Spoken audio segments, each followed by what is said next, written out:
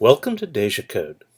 Let's explore the process that you can follow to find a publicly available component in DejaCode and get information about it. How about let's take a look for a popular component called FFmpeg and see what we have. Well, DejaCode has a number of versions. The one that interests you is 4.0. Let's take a look at that. As you can see, there is some basic information about it and descriptions and the copyright and so forth and who owns it. There is a license notice, which we'll come back to shortly, and it's kind of complex, so you right away are going to notice that you may have to be concerned about this particular component and using it in one of your software projects. And there's more information about the owner and the project. The license, as you can see, involves a choice. And if you look further at the notice, you'll discover that that it defaults to LGPL 2.1, but you can actually use LGPL 3.0 if you want in order to put it under that license. That may not be your choice, though. And of course, there is information about this specific package on which this information is based that was downloaded from the website. Your company has provided some usage policy for this component, and it's right here in DejaCode. And so there are some guidelines for the basic usage policy, and this particular component, it's telling you that you need to figure out exactly which libraries you're going to use before you ask for approval, and that modifications are discouraged. This is important information for you to know, and will save you time later when you go to get this approved for use. So again, you're going to need to figure that out. The reference notes are here. The notice is here. You have the information you need to go ahead and think about using this component.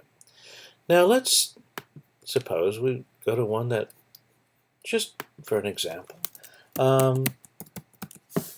suppose you want to use a rather important component in the software world, Apache Hadoop.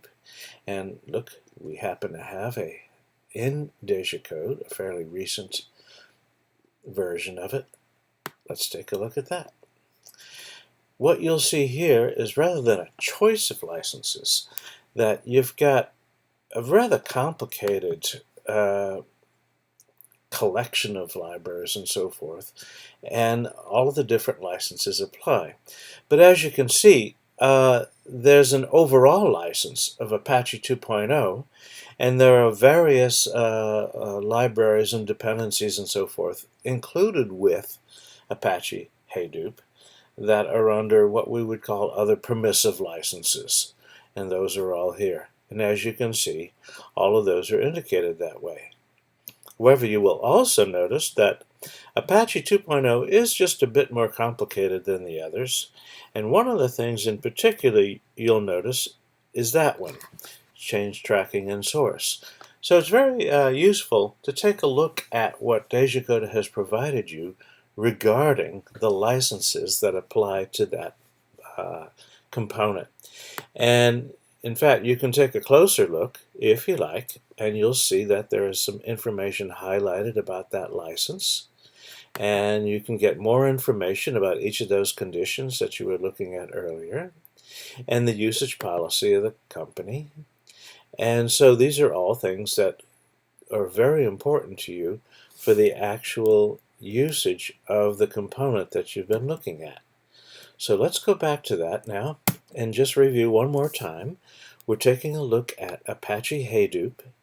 You're able to look at essentials about it. You can get the actual notice. This will be very important for you because you're going to want to put that in your attribution if you do use that in your project, and DejaCode can help you do that. There's more information, if you like, about the Apache Software Foundation. And again, the licenses are there, the packages, and the usage policy. This one could actually have more information. For instance, the company may have some concerns about this particular component and would let you know, but that's not apparently the case here. So you're done. You're ready to use Apache Hadoop.